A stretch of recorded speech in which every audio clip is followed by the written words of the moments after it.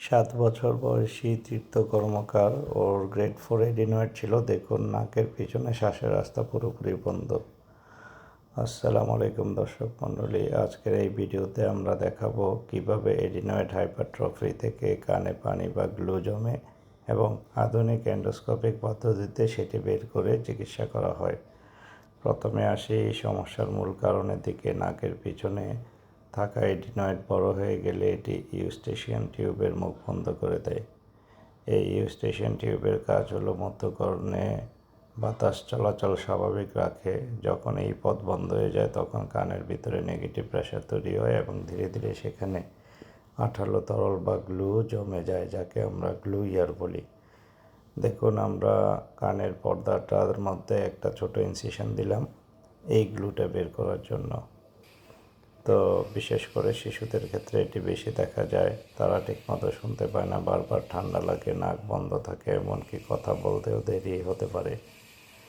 বিশেষ করে যাদের বাচ্চাদের এডিনয়েড আছে, দীর্ঘদিন ধরে চিকিৎসা করছেন, তারা হয়তো নিজের অজানাভাবেই দেখা যায় যে কানে শুনানি কমে যায়। বাচ্চারাও বুঝতে পারে না, বাবা মারাও বুঝতে পারে না। তো একজন সঠিক চিকিৎসকের কাছে যে যাদের এডিনয়েডের চিকিৎসা করছেন, অবশ্যই কানের পরীক্ষা করা জরুরি। এখন আসি চিকিৎসা প্রসঙ্গে। এই অবস্থায় আমরা আধুনিক এন্ডোস্কোপিক মাইরিঙ্গোটমি পদ্ধতি ব্যবহার করি। প্রথমে এটি সরু এন্ডোস্কোপের মাধ্যমে কানের ভেতর পরিষ্কার করে দেখা হয়। এরপর কানের পর্দার নিরাপদ অংশে খুব ছোট একটি ছিদ্র করা হয়। এই ছিদ্র দিয়ে সাকশন মেশিন ব্যবহার করে জমে থাকা আঠালো পানি দেখুন কিভাবে বের করা হচ্ছে। পানিটা এতটা থিক হয়ে গেছে, একেবারে আঠার মতো। এই জন্য এটাকে গ্লু ইয়ার বলা হয়। গ্লু ইয়ার হওয়ার কারণে আস্তে আস্তে কানের শ্রবণ শক্তি কমতে থাকে। তো যাই হোক, এখানে আমরা পুরোপুরি গ্লুটা বের করে দিই। দেখুন কত সুন্দরভাবে ক্যামেরা এন্ডোস্কোপিক পদ্ধতিতে দেখে দেখে মনিটরে।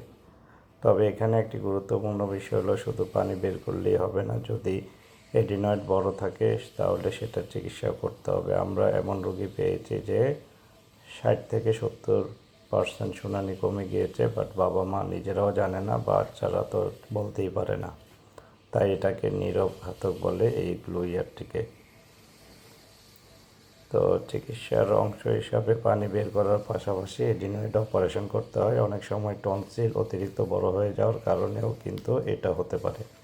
তাই না, যাদের এডিনয়েড আছে, গ্লু ইয়ার আছে, তাদের টনসিল এবং অন্যান্য কোনো অসুবিধা আছে কিনা সেটা পর্যবেক্ষণ করা জরুরি। সংক্ষেপে বলা যায়, এডিনয়েড বড় হওয়া থেকে শুরু করে কানে গ্লু জমা সব কিছুরই আধুনিক ও কার্যকর সমাধান আছে। এন্ডোস্কোপিক সার্জারির মাধ্যমে সঠিক সময়ে চিকিৎসা নিলে শিশুর স্বাভাবিক শুনানি ও বিকাশ নিশ্চিত করা যায়। সবাইকে আজকের এই ভিডিওটি দেখার জন্য ধন্যবাদ জানাই।